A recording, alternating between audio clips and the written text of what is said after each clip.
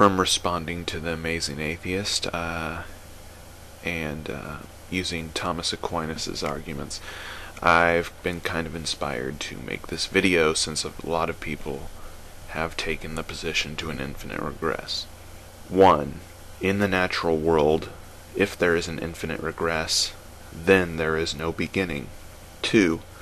There must be an explanation to why there is no beginning, since no beginning implies only other contingent or limited things exist.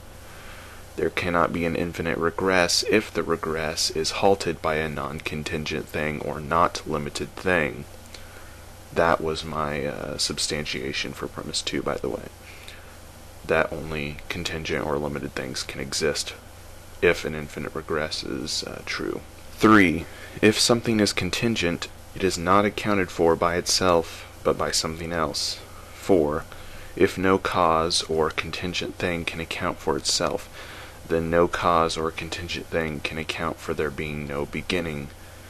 Because if it could account for there being no beginning, it can't be contingent within the system.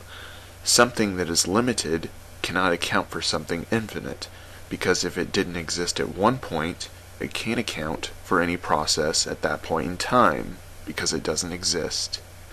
5. From 4, if nothing can account for this chain of unbroken cause and effect in the natural world, there must be something outside the natural world in which this unbroken chain can be accounted for, because either it is in nature or outside nature, and we have ruled out in nature. 6. Therefore this entity must be outside time in order to account for something infinite. Must be outside nature from 5, must be immaterial if he is outside nature, all-powerful if he is not contingent. If he is all-powerful, he is a being.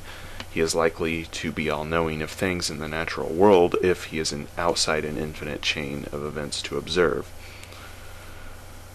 7. Therefore, from 6, God exists. I don't know how sound the argument is. I'm open to hearing some criticisms from you guys.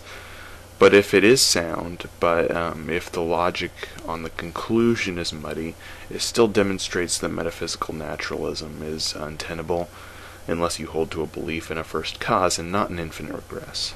And if you believe in a first cause, I'll attack metaphysical naturalism on that basis in my next video.